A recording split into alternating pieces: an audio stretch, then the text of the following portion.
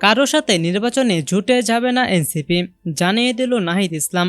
জাতীয় নাগরিক পার্টির আহ্বায়ক নাহিদ ইসলাম বলেছেন, আগামী নির্বাচনে রাজনৈতিক দলগুলোর মধ্যে ঐকমত্য তৈরির জন্য কাজ করবে এনসিপি, কিন্তু কারো সাথে নির্বাচনে জুটে যাবে না তারা। বুধবার গণসংহতি আন্দোলন এবং এনসিপির মধ্যকার বৈঠক শেষে তিনি এসব কথা বলেন। নাহিদ ইসলাম বলেন, সংবিধানের মৌলিক বিধান পরিবর্তন করতে হলে জনগণের ম্যান্ডেট নিয়ে পরিবর্তন করতে হবে, তাহলে সেটা টেকসই হবে। তিনি বলেন, নির্বাচনের সময়সীমা নিয়ে সরকার যে টাইম ফ্রেম প্রস্তাব করেছে আমরা প্রাথমিকভাবে সেটা সমর্থন করি, তবে তার আগে মৌলিক সংস্কারের প্রশ্ন ও আওয়ামী লীগের বিচারের প্রশ্নের বিষয়ে সুরাহা হতে হবে। তিনি আরো বলেন, সংস্কারের বিষয়ে আমরা জুলাই সনদের কথা বলছি। নির্বাচনের ক্ষেত্রেও আমাদের দাবি গণপরিষদ নির্বাচন।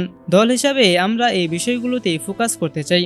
নাহিদ ইসলাম বলেন, আমরা যেহেতু জুলাই অভ্যুত্থান থেকে উঠে এসেছি, তাই আমরা মনে করি আমাদের এজেন্ডা মৌলিক সংস্কার ও ন্যায় বিচার।